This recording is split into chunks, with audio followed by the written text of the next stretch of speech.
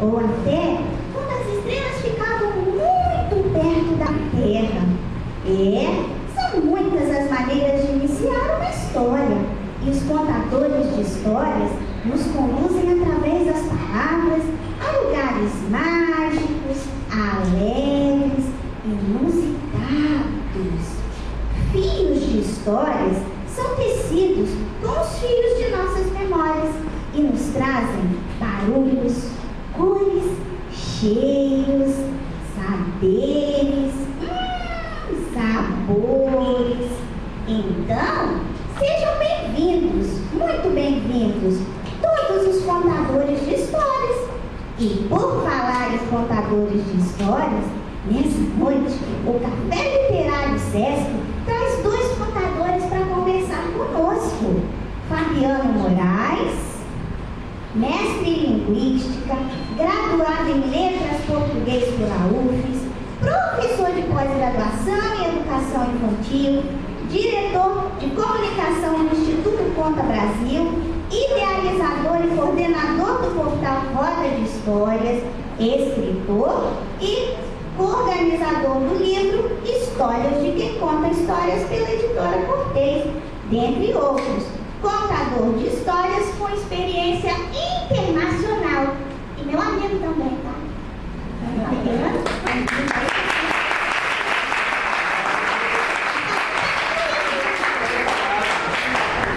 Tem que colocar aqui meu amigo também. Olha. Bom, e para conversar conosco também, Eduardo Valadares, coordenador da Rede de Bibliotecas Escolares da PNB, professor substituto do Departamento de Biblioteconomia da UFES, contador de histórias, membro do Conselho de Políticas Culturais de Vitória e delegado? Desculpa, gente. Delegado do Conselho Regional de Biblioteconomia, Minas Gerais e Espírito Santo. Tem como área de pesquisa a biblioteca escolar e a contação de histórias, como forma de incentivo à leitura e preservação da história oral. Também meu amigo.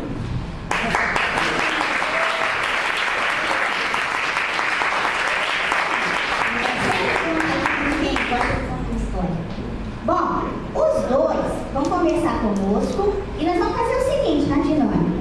Um vai contar de cada vez, porque quando começa a contar a história, gente, não atropela o outro. Então um vai contar por vez e depois a gente abre espaço para questões ou reflexões dos nossos ouvintes. Lembrando que Sherazade teve 1001 noites, mas a gente só tem alguns minutos, tá bom? Então vamos aproveitar muito bem esse tempo, dando oportunidade para que todos possam, falar, trazer as suas proposições. E para mediar essa conversa, eu até que gostaria de ficar, mas tem outra pessoa que foi chamada antes de mim, gente.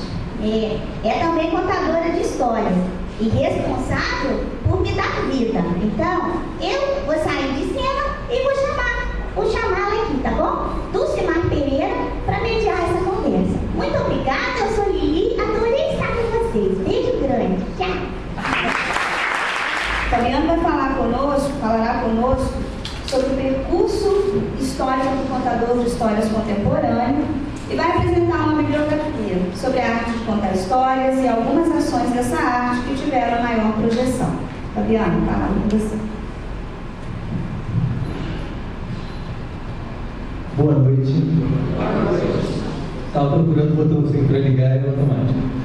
Bom, o nosso percurso aqui nessa fala, vou utilizar o auxílio da mídia, os slides estão prontos já.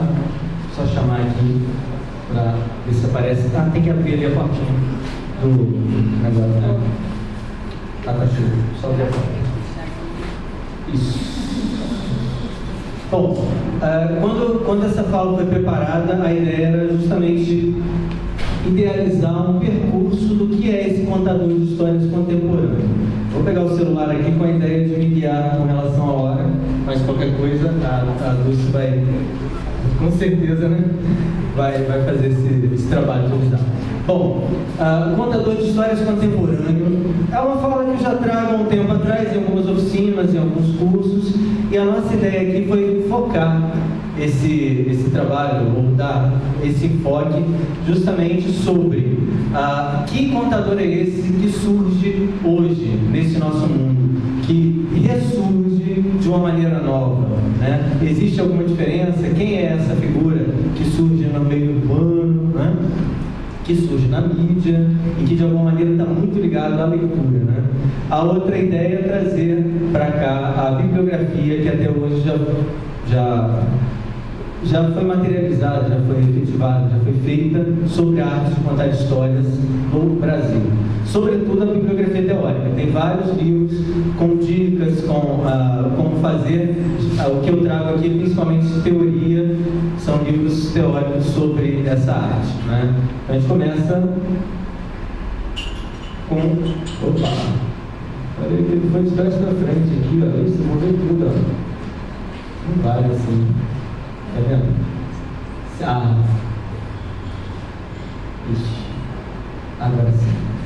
A gente pode começar com o narrador de Benjamin, né? Benjamin, em 1934, escreveu um livro chamado O Narrador. E nesse livro ele traçava um histórico da decadência da oralidade na nossa sociedade ocidental.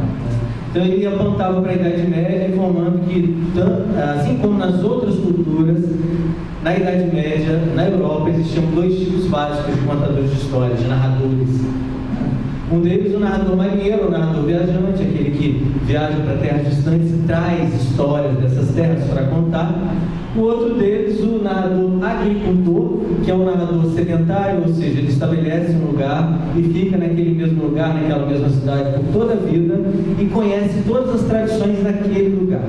Era muito comum encontrar esses dois tipos de narradores naquela época, até que por fins da Idade Média, um outro tipo surge, que ele vai chamar de narrador mestre-artífice, que tanto ele é corporificado nos mestres artífices, aqueles que, de alguma maneira, eles realizavam trabalhos em cidades próximas, em cidades vizinhas, ou viajavam até para lugares mais distantes para realizar trabalho, e depois estabeleciam uma oficina em um lugar fixo. Assim, eles tinham a mobilidade e, ao mesmo tempo, eles conheciam a tradição de um lugar só, certo? Então, era um tipo misto de narrador que surge no final da Idade Média. E daí o Benjamin vai dizer que o romance abalou essa estrutura de narradores, porque o romance ele trouxe uma criação em que o sujeito que escrevia o romance ele estava sozinho no seu quarto, né, na sua individualidade, e aquele que lia o romance também estava na mesma situação. Então o ato de compartilhar em grupo, em coletividade, perdeu-se com o advento do romance, e ele vai dizer mais ainda com o advento da informação. A informação necessita verificabilidade, necessita ser verdadeiro ou verossímil para que seja aceito. Então o fantástico perde espaço, o mágico, né? Daí o que a gente vai ter, ele vai afirmar a decadência do espaço do narrador, do espaço da experiência e do espaço do aconselhamento. Dar conselhos tornou-se fora de moda. Bom, vamos agora para as figuras, e já em 1950, mais ou menos, né, a gente vai para a figura de um professor chamado Júlio César de Mello e Souza. Já que, anteriormente, no tempo do narrador de Benjamin, e até essa época, 1920, no Brasil era muito comum que as pessoas contassem nas casas, nas ruas, nas esquinas, nas fazendas. Júlio César de Mello e Souza começa a perceber, ele já vê que uma coisa começa a faltar, que é o espaço para o contador de histórias. As pessoas deixam de contar cada vez mais. Ele foi professor de História, Geografia Física, depois formou em Engenharia Civil, foi professor de Matemática, e nas suas aulas muito dinâmicas, depois em trabalhos que ele fez diante da mídia, ele chegou a ficar muito conhecido e a publicar mais de 120 livros. Aliás, foi conhecido como seu pseudônimo principal, Malba-Tahan. Malba-Tahan, nome completo, aquele ali, quem quiser ler pode ficar à vontade. Malba-Tahan, os últimos sobrenomes eu posso ler para vocês, não é? Mas ele é um pseudônimo, ele é um heterônimo de Júlio César de Mello e Souza. Júlio César tentava publicar nos jornais, tentava publicar nas editoras, e com a dificuldade da época, o que ele fez foi criar, em 1925, um pseudônimo, Malbataan, de uma pessoa árabe. Era um personagem árabe, nascido na Arábia Saudita, que foi nomeado prefeito de um lugar, uma cidade, Almedina, estudou em Istambul, no Cairo, depois de receber uma grande herança, saiu pelo mundo para viajar e recolher histórias, inclusive passou um tempo pelo Brasil. Mas como os livros dele eram em árabe, os livros de Malbataan, desse pseudônimo fictício, né, Malbataan, era necessário que alguém traduzisse esses livros de Malbataan, e quem traduzia era o professor Breno Alencar Bianco, um outro pseudônimo, um outro heterônimo de Júlio César de Melo Souza. Dessa forma, Júlio César de Melo Souza, na figura de Malbataan, ele se vestia de árabe para contar histórias, enfim, dava oficina sobre a arte de contar histórias. Ele chamou atenção para a necessidade de se contar histórias nas escolas. Ele foi o primeiro a ser conhecido como um contador de histórias. Em seguida, João de Barro Braguinha, já diante da mídia, principalmente na rádio, um grande compositor, né? Compôs junto com Pixinguinha, aliás, a letra, né, de Carinhoso, junto com Noel Rosa, As Pastorinhas. E ele, quando assumiu a direção do selo Continental, começou a lançar histórias infantis gravadas. Em 45 já lançou Branca de Neve e Sete Anões, Chapeuzinho Vermelho em 46. Daí, na década de 60, ele, junto com Carlos Galhardo, Dalva de Oliveira, os Trovadores, com a orquestra tocando músicas de Radamés Niatali, fazia um trabalho magnífico. De 60 até 83 foi editado em fonógrafos, em compactos, né, com o nome de Coleção Disquinho, esses discos coloridos que muita gente, é claro, ouviu, e que hoje são remasterizados em CD pela Warner Music. É claro que os contos tradicionais também vêm na figura do contador de causos, e Rolando Boldrin foi uma figura que realmente ficou bem conhecida, que se destacou por conta também, claro, da mídia, a televisão, na época do Som Brasil. Lembro que eu acordava escutando o Rolando Boldrin na televisão nos domingos pela manhã. Músico, compositor, cantor, ator e, é claro, contador de causos e de histórias. Está em um livro publicado pela Nova Alexandria, ele acaba contando causos. Ele, além de ter como foco tirar o Brasil da gaveta, resgatar essa tradição, ele também traz como foco contar histórias prioritariamente para adultos. Já a Bia Bedran, ela traz um trabalho que foca o infantil, o público infantil. Ela é musicoterapeuta, educadora musical, compositora, cantora, atriz, contadora de histórias e escritora também. E como esteve na televisão, tanto pela TVE quanto pela TV Cultura, nas décadas de 80 e 90, foi bem conhecida e hoje é uma das contadoras de histórias mais conhecidas dessa vertente do contar histórias aqui no Brasil. Ela também resgata a tradição e faz espetáculos como esse, que ela homenageou, inclusive, João de Barro Braguinha, que hoje está em DVD. Está ali no coreto, né, tocando a banda, e ela contando as histórias de Braguinha. Na década de 90 surge o Proler, iniciativa da Biblioteca Nacional. O presidente da biblioteca na ocasião, Afonso Romano Santana, poeta, ele anunciou o programa que iria viajar pelo mundo, pelo Brasil inteiro, aliás. E Eliane Unes, a idealizadora, foi quem generosamente partilhou e deixou que todos contribuíssem com as diversas ações com esse programa, né? O programa teve ações do Grupo Morando Betá, Francisco Gregório Filho, contador de histórias, a gente vai ouvir falar dele mais aí, Maurício Leite, dentre outros tantos que viajaram no Brasil com oficinas. O Proler trazia contadores de histórias para a Biblioteca Nacional, círculos de leitura, apresentações para meninos de rua, e o primeiro seminário do Proler a viajar no Brasil foi para Vitória da Conquista, na Bahia, e em 93 já conquistaram a sede do Proler, onde aconteciam apresentações de histórias em que o Grupo Morando Betá, formado por Eliane Unes, que é professora da PUC Rio de Janeiro, Celso Sisto, escritor, doutorando na Universidade Federal do Rio Grande do Sul, Lúcia Fidalgo, Hidalgo dirigiu a Biblioteca Pública Estadual do Rio de Janeiro, e a Benita Prieto, que é produtora de eventos dessa área. Eles hoje formam o Mona do Betá. O grupo Mona do Betá contava histórias semanalmente na Casa da Leitura. Acontece que, com uma mudança na diretoria da Fundação Nacional do Livro Infantil e Juvenil, a Casa da Leitura fechou as portas para os contadores de histórias. Daí era necessário buscar um outro espaço para os contadores de histórias. E o que aconteceu foi que o grupo começou a viajar, viajou para a Argentina, para a Espanha, e em seguida, em 99, buscando esse novo espaço, o primeiro encontro internacional de contadores de histórias acontece no Brasil, com o apoio do Leia Brasil, Jason Prado, da Petrobras, do Sesc Rio de Janeiro, do Sesc São Paulo. Aconteceu em 9 municípios do Brasil. Enquanto isso, em Minas Gerais, Belo Horizonte, a Biblioteca Pública Infantil e Juvenil de Belo Horizonte promovia a Hora do Conto, com concursos de contadores de histórias, com apresentações de histórias, como Era Uma Vez no Domingo, cesta de histórias, todas as sextas, né? E a revista Releitura sobre literatura infantil, que rodou o Brasil também. No Espírito Santo, as atividades que foram deflagradas pelo ProLê, que aconteceram aqui desde essa época, tiveram alguns desses promotores, né, que atuaram bastante aí no estado, né?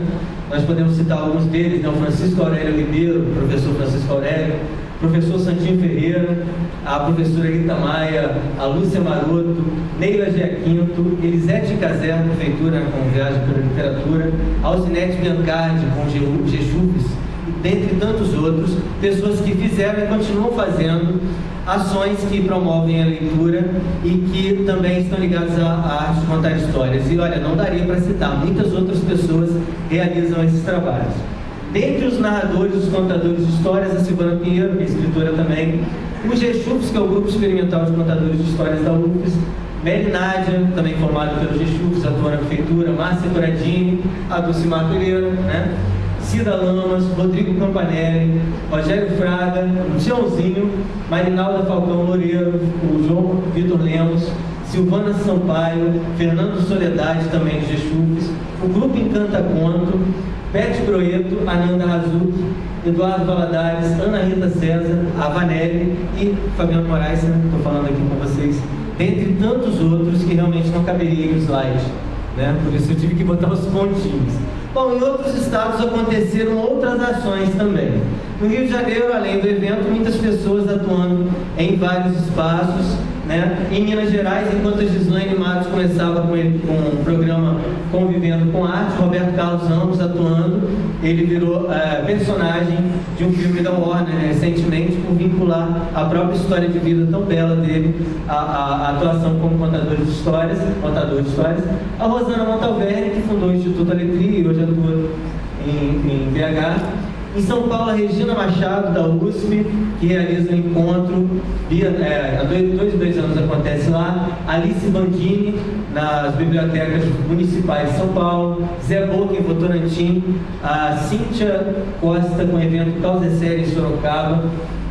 Santa Catarina, Gilca Girardello, na Federal, com pesquisa e ações. No Paraná, Cléo Busato, também, da Federal do Paraná, que escreve, produz CD-ROMs e atua nessa área da tecnologia, contando histórias. Lenice Gomes, que atua junto à Federal do Pernambuco. A Kika Seixas, na Fundação Gilberto Freire. No Acre, Francisco Gregório Filho, que tornou-se secretário da Cultura do Acre, atua no Paço Imperial e hoje está na Nova Friburgo, né? E no Ceará, Almir Mota, além de 2 contadores que atuam hoje em Portugal, Maurício Leite, que viajou aos países de língua portuguesa, saiu da Ilha do Bananal, Goiás, hoje Tocantins, e Clara Haddad, que saiu de São Paulo e está em Portugal. Disso tudo, de todas essas ações que acontecem ainda e estão fervilhando pelo Brasil afora, nós temos registros bibliográficos teóricos, e é disso que eu vou falar para vocês agora. Eu vou passar os livros sem entrar em detalhes sobre eles. Essa é uma relação bibliográfica que vocês receberam aí, tá? Só para vocês terem uma ideia, terem a capa, né? Vão receber daqui a pouquinho no final uma relação impressa, tá? Esse é o primeiro livro de Malba Tahan, né? Publicado em 1957, primeiro sobre a arte de contar histórias no Brasil, tá? Essa aqui é a capa, eu escaneei ali, escaneei que esse é um exemplar raro que tem um autógrafo de Malva Tahan, para o Vicente Guimarães, que é uma figura também da literatura infantil brasileira. Comprei no sebo, alguém se desfez, né? Ele é sobrinho do Guimarães Rosa e teve uma atuação nessa área. E vocês imaginem só, que desde que Malva Tahan publicou esse livro até o segundo livro sobre a arte de contar histórias, ele já atuava em sala de aula, se focou a sala de aula e apresentações em auditórios. Passaram-se quase 30 anos. Em 1986, Beth Coelho, uma professora de Salvador, publica pela editora Ática Contar Histórias, uma arte sem idade. Ela fez uma atualização do trabalho de Malva Tahan, dando várias dicas para a sala de aula. Um trabalho muito bacana que ajudou bastante muita gente a começar, inclusive eu. Em 97, esse é um livro que eu descobri que eu não tinha, que é Pontos para Tecer um Conto, de Minas Gerais, Reni Thiago Pinheiro Barbosa, publicou pela editora Lê, né? Tá aí a capa também embaçada, porque eu não escaneei em alta resolução, achei na internet. Acabei de pedir pelo estante virtual e está chegando para mim, acho que semana que vem já deve estar aí. Ouvidos Dourados foi publicado em seguida, em 99, por Jonas Ribeiro, pela editora Ave Maria. Ouvidos Dourados, arte de ouvir histórias para depois contá-las. Jonas Ribeiro é contador de histórias e escritor, tá? Nós temos aqui a revista Releitura, um dos exemplares raros que fala só sobre a arte de contar histórias, publicado pela Biblioteca Pública Infantil e Juvenil de Belo Horizonte. Número 12, tá? Sim. Obrigado. Bom, em seguida nós temos o livro de Celso Cisso, em 2001. Olhem como é que fervilhou a partir de 2006, de 86, gente. Né? Em 2000, a partir do ano 2000, então, as coisas multiplicaram em quantidade, porque o movimento aumentou com esses eventos internacionais, tá? Com a vinda de contadores de vários lugares do mundo para o Brasil. Celso Cisso publica textos e pretextos sobre a arte de contar histórias. Editora Argos de Santa Catarina. Acabei de botar do lado. Desculpa. Cléo Busato, acabo me baralhando. Cléo Busato, do Paraná, publica Contar e Encantar, pela editora Vozes. Regina Machado, da USP, publica Acordais, Fundamentos Teórico-Poéticos da Arte de Contar Histórias, pela DCL. Em seguida, Gilca Girardello, pelo SESC Santa Catarina, publica uma coletânea de artigos, inclusive com artigos de contadores estrangeiros, né, de fora do Brasil, Baús e Chaves da Arte, Baús e Chaves da Narração de Histórias, né, ela organizou. A Gislaine Matos, antes de eu chegar na Gislaine, vou só falar desse folheto, que o SESC do Rio de Janeiro publicou essa revista aqui, Prosas do Simpósio, no Simpósio Internacional de 2004, com artigos de contadores do Brasil e de outros países. E Celso Cisso reeditou textos e pretextos, fez uma edição ampliada e revista, né? A Gislaine Matos, quando acabou a dissertação de mestrado, né, ela que vinculou-se à PUC, de Minas Gerais, ela publicou A Palavra do Contador de Histórias pela Martins Fontes, que é a tese de mestrado, a dissertação de mestrado dela. E depois ela publicou, junto com Ino Sossi, que é uma contadora de Gana, da África, ela publicou O Ofício do Contador de Histórias, né? Muitas dicas para quem está começando. Em 2006, a Benita Prieto produz o primeiro DVD sobre a arte de contar histórias, que reúne formas de fazer, formas de contar, vertentes dessa arte. E esse documentário de histórias tem 1 hora de duração, a média-metragem. O SESC comprou esse documentário e hoje é do SESC, volta e meia roda na TV SESC, tá? Direção de Paulo Siqueira. Cléo Busato, em 2006, publica Arte de Contar Histórias no Século XXI, Tradição e Ciberespaço, um trabalho que ela fez também na universidade e trouxe para os livros. E em 2006 foi traduzido de Nancy Mello a Arte de Contar Histórias pela editora Roma. E a Releitura publicou no número 21 uma outra revista só sobre a arte de contar histórias. E aí nós chegamos em 2010.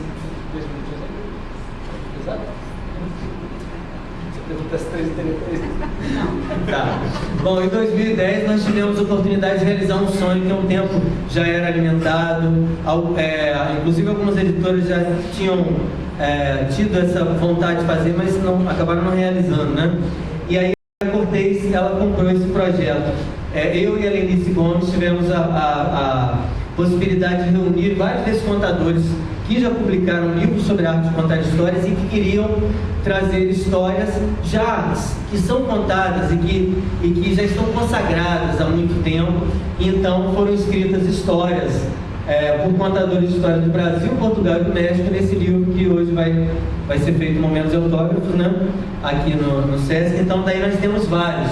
Clara Haddad, que hoje está em Portugal, Marcela Romero, que é mexicana, dentre tantos outros já citados. É um livro ilustrado por Cissa Fittipaldi, né?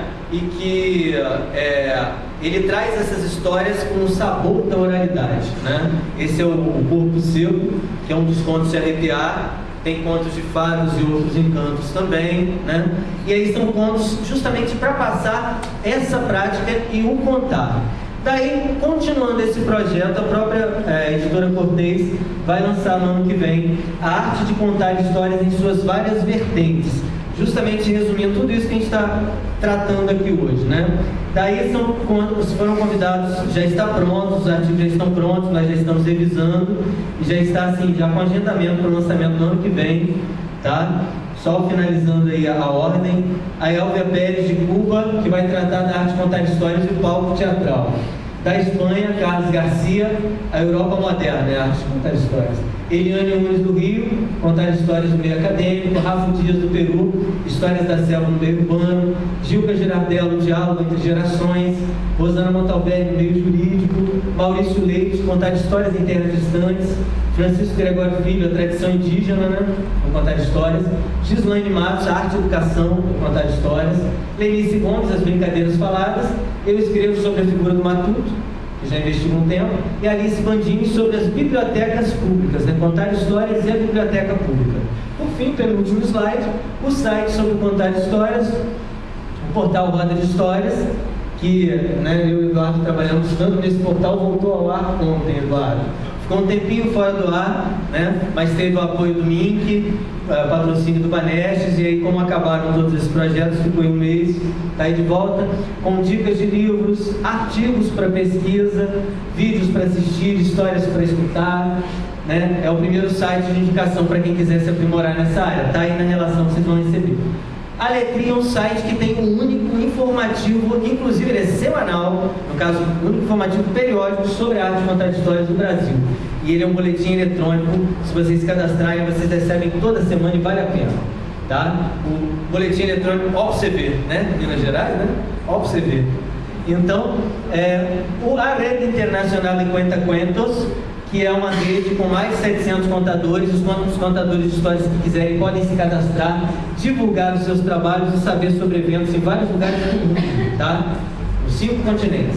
E por fim, o Instituto Conta Brasil, que hoje, além de se propor a congregar os contadores do Brasil, propõe-se também a realizar esse mapeamento. Um pouco disso do que eu estou apresentando é uma das propostas do Conta Brasil, que é uma ONG que a Benita Prieto preside, né? E tem membros da diretoria em vários estados. Eu estou como diretor de comunicação, e quem quiser apoiar essa iniciativa pode entrar no site contabrasil.org, inclusive pegar essa logo aí, ó. Isso aí é um adesivo, né? A gente coloca adesivo no carro, bota na camisa e tudo, né? Pode colocar no blog de vocês, eu apoio o Conta Brasil, né? Que a ideia é justamente congregar e continuar. Enfim, esse é o panorama. O que eu trouxe foi um panorama, ainda sem as discussões que eu creio que as perguntas vão trazer, para que sejam deflagradas agora as questões práticas com o colega Eduardo Valadares. Obrigado. O Eduardo, como já apresentado, ele vai falar conosco sobre a contação de histórias como parte prática educativa através da ação cultural.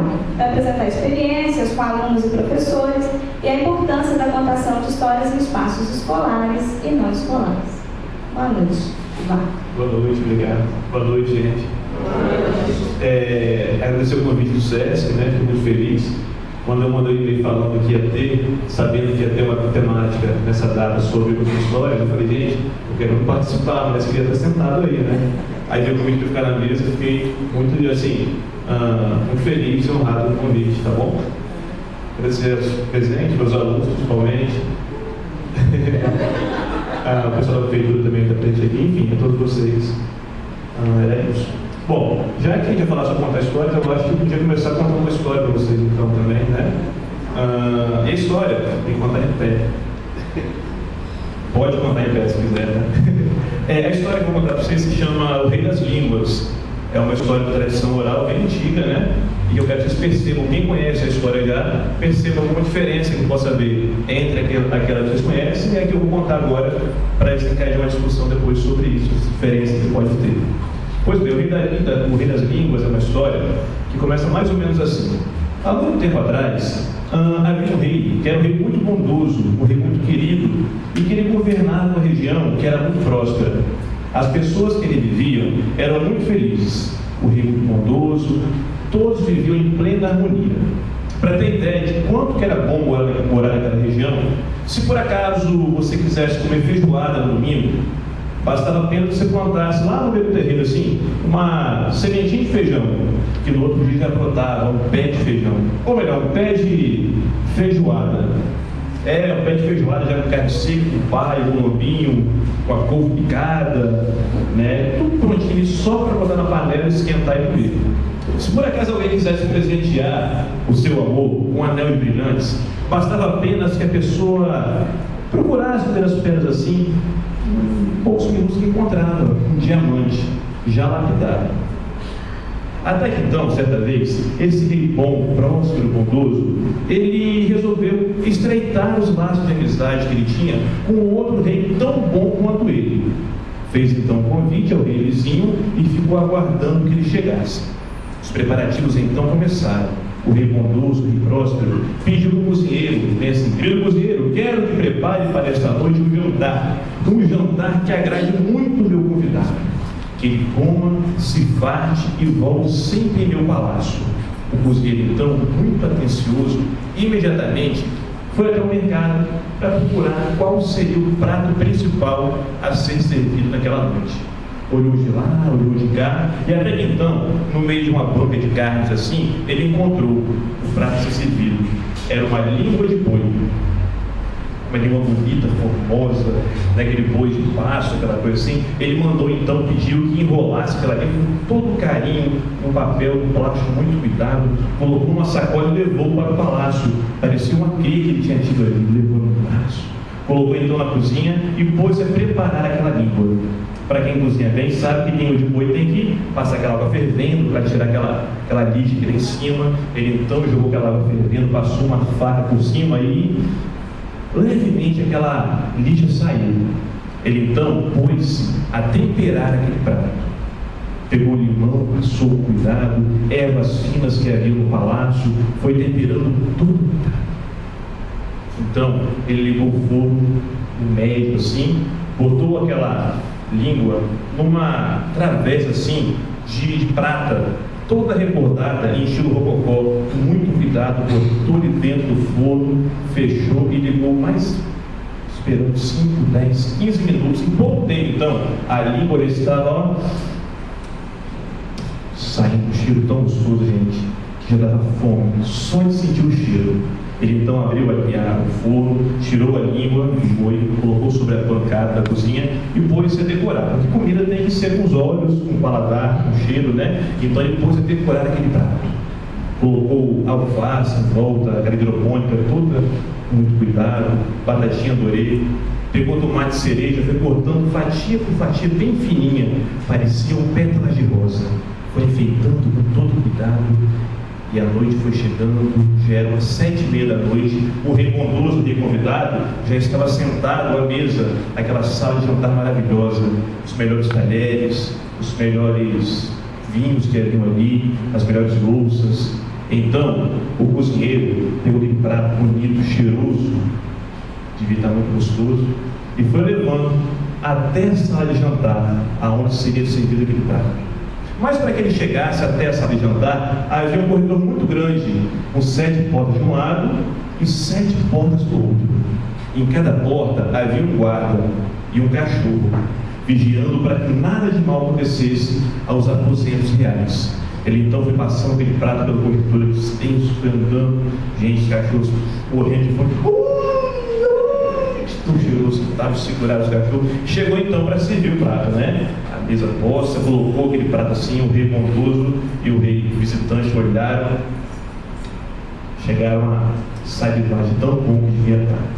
O rei bondoso então serviu para o rei convidado, eles foram degustando, gente, aquilo além de bonito e cheiroso, estava gostoso, ele foi cortando, parecia manteiga assim, cortando. Comeram tudo, se fartaram.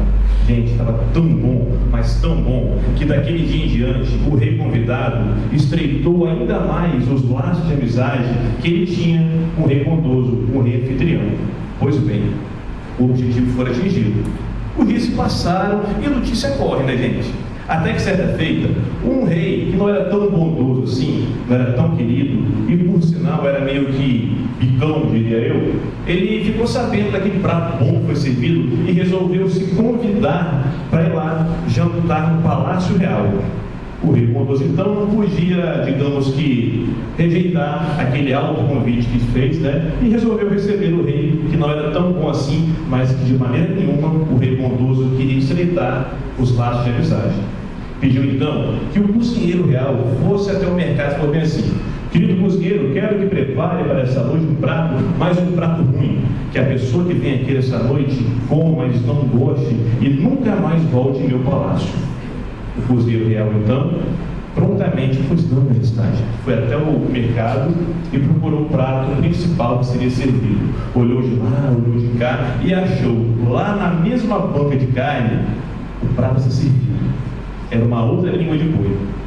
Mas não era uma língua de boi como aquela. Era uma língua de boi daquelas boi de morro, né? Não era muito bom assim. Era uma língua meio passada, parecida, com aspecto meio esverdeado, assim. Daí ele falou: bom, vai essa aqui mesmo. Pediu para enrolar no jornal, pegou uma sacolinha qualquer que tinha e levou para o palácio, preparar aquele prato para ser servido. Então ele colocou na bancada assim e procurou erva assim. Não, primeiro tinha que limpar a língua, né? Tem que passar aquela lixa. Ele pegou água fervendo, jogou em cima da língua, mas parecia peixe de arrepio. Ela chegou a né? Fez aquela rosa assim. Ele pegou a faca e foi tentando tirar aquela lixa, gente, mas a lixa não sabia. Saiu os pedaços da língua assim, ele foi passando de qualquer jeito e ficou meia boca assim, tá tudo bem. Ele pegou então, foi temperar a língua, né? Procurou as ervas finas, mas não havia. Só havia aquele sal no final do churrasco do dia anterior, e botou aquele sal por si mesmo, botou então o forno bem forte, pegou uma bandeja para assar a língua. Lá não tinha aquela bandeja de estilo rococó e prato, tinha aquela bandeja de fazer pizza, né, que tem um tempo já que não usa, tá meio pretinho do lado assim, botou ele mesmo, ligou o forno, botou ele, fechou e deixou lá. Gente, aquela língua foi soltando, desculpa me falar, tá, que o café, mas foi soltando um caldo meio verde, umas coisinhas foram saindo assim da língua, um cheiro ruim foi espalhando pelo palácio, gente, eram as 7h30 da noite, o rei Picão já estava lá esperando doido para comer, né? O rei querendo comer, ele botou um vinho lá, não muito bom, os talheres não tão bons assim para recebê-lo, as louças de não tanta qualidade, né? E conversando, tomando um vinho sangue de boi mesmo, não sei o quê. E o tempo foi passando e a língua foi assando, gente, no que ela foi assando, foi saindo um cheiro ruim daquele forno e foi espalhando nossa, pelo palácio. Quando ele abriu, aquela língua estava fervilhando aquele caldo verde assim. Nossa. Pegou então para tentar melhorar um pouquinho, né? Foi tentar enfeitar a coitada da língua. Procurou alface no ponto, não tinha. Tinha alface, aquela meio amarelada, já final de feira, colocou em volta. Tomate cereja, que nada. Pegou assim aquele tomatão meio passado, cortou umas rodelas, botou em volta. Aquela bandeja mesmo, de pizza e tal, e foi servir. Mas para que ele chegasse até a mesa de jantar, a sala de jantar, ele tinha que passar pelo mesmo corredor, longo, extenso, com 7 portas de um lado, 7 portas do outro, em cada porta um guarda e um cachorro, vigiando para que nada acontecesse naqueles aposentos reais. Porque ele foi passando de cachorrada, sentiu aquele cheiro ruim, queria fugir, chegou então na mesa da sala de jantar e colocou sobre a mesa ali. Quando o rei Picão, né, vou dizer assim, olhou aquele prato feio, nossa. Mas ele lembrou que tinha uma tradição na região que dizia que se por acaso você fosse jantar na casa de alguém, né, no palácio que fosse, você não poderia enjeitar o prato servido e tinha que comer até o final. Então, gente, aquele cheiro ruim, aquela coisa feia, ele pegou o guitaré e foi cortando a língua, parecia borracha de pneu, foi cortando, e botou na boca, a língua foi na boca da gente. Ele foi bonito. E no final, o rei bondoso, que não está tão bondoso assim com o meu gosto, ele deu um pãozinho italiano para ele limpar aquele calor, gente. Eu sei que daquele dia em diante, nunca mais o rei Picão apareceu nem perto do Palácio Real. Os dias passaram, todos ficaram sabendo daquele fato, né? O cozinheiro então ficou pensando, mas o cozinheiro não, o rei ficou pensando, meu Deus do céu, quando eu pedi para o cozinheiro preparar um prato gostoso que atraísse o paladar e a amizade do rei bondoso, né, ele preparou uma língua de boi. Mas quando eu pedi para o cozinheiro preparasse, que eu sou o rei, que ele preparasse um prato ruim que afastasse o meu convidado, ele também preparou língua de boi. Mas que mistério é isso? O rei então convocou o cozinheiro real e pôs a questioná-lo sobre isso. Ele então perguntou: querido cozinheiro, o que fizestes? Não entendi. Quando eu pedi que preparasse um prato gostoso, fizeste língua de boi. Quando eu pedi que preparasse um prato ruim, fez também a língua de boi. Que mistério é esse? Gente, o cozinheiro então, na sua humildade, não perdeu tempo e pôs a responder ao seu rei. Querido rei, esse é um detalhe muito importante. Querido rei, a língua de boi, a língua, na verdade, ela tem duas funções. A língua, ela pode ser usada para falar do bem, para falar do amor, para falar de paz, para pregar coisas boas pelo mundo. Porém, a mesma língua, ela pode ser usada para falar do mal, para pregar inimizade, para fazer o mal para toda a humanidade. Querido rei, ouça bem o que eu te falo. A língua pode ser a pior ou a melhor parte do corpo do ser humano. Depende apenas do tempero que o Senhor põe na sua língua. Vou contar a história assim para quem conhece essa história. Alguém conhecia já? Eu contei para vocês? Vocês não sabem. Para quem conhece essa história, ela é bem curtinha, né? Bem pequenininha, e a gente acaba dando uma enfeitada nessa história para poder torná-la assim um pouco mais dinâmica, né? O olhar que eu tenho sobre a história. Eu estava lendo alguma coisa para preparar para falar aqui, aí preparei tudo, e né? Eu estava vendo essa coisa importante que eu concordo que é bem legal, que para contar a história, a forma de contar a história depende muito de como você olha essa atividade, né? Se colocarmos uma casa assim, uma casa com várias janelas, várias portas e tal, você está de dentro da casa e dali de dentro você quer olhar um objeto. E digamos que o objeto seja a atividade de contar histórias. Não é verdade? De acordo com a janela que você venha olhar essa atividade, você vai ver a mesma coisa, mas vai ver por ângulos diferentes, né? E a forma que eu tenho de trabalhar com a contação de histórias é pelo ângulo que eu acho mais bonito. De repente, para mim, esse ângulo é bonito, mas para você, para outras pessoas, não é o melhor ângulo, mas é o ângulo que eu elegi, né, que eu acho que é o mais interessante para ser trabalhado. E é desse ângulo que eu falo para vocês, dessa forma que eu vejo de contar histórias. Existem correntes que falam que, quando são histórias, a gente deve, quando é uma história literária, publicada, a gente deve seguir exatamente como tem no livro ali. Até quando eu ia vir da Urzona para casa, falando com uma aluna minha que ia vir e tal, ela falava: professor, gostei, legal, vou lá para assistir. E o primeiro contato que eu tive em contar histórias foi ano passado, numa oficina que eu participei, no qual a pessoa falou que para contar histórias tem que decorar exatamente como que é a história, com vírgula, com ponto, com exclamação, com pausa, exatamente como está e contá-la do jeitinho que está no livro ali. É uma forma de contar a história, mas não é exatamente a forma que eu adoto assim. A gente tem que respeitar, entendo, tem que respeitar a autoria de quem fez, mas a leitura que eu faço daquela história para interpretá-la naquele momento, ela depende muito do estado que eu estou ali para poder contar uma história. Foi interessante uma vez, eu fui contar a história numa creche, na mesma creche, de manhã e tarde dos pais. E aí de manhã foi muito bom, uma interação muito boa, as histórias que eu contei de manhã, contei à tarde também, do mesmo jeito que eu tentei contar de manhã, eu procurei contar à tarde.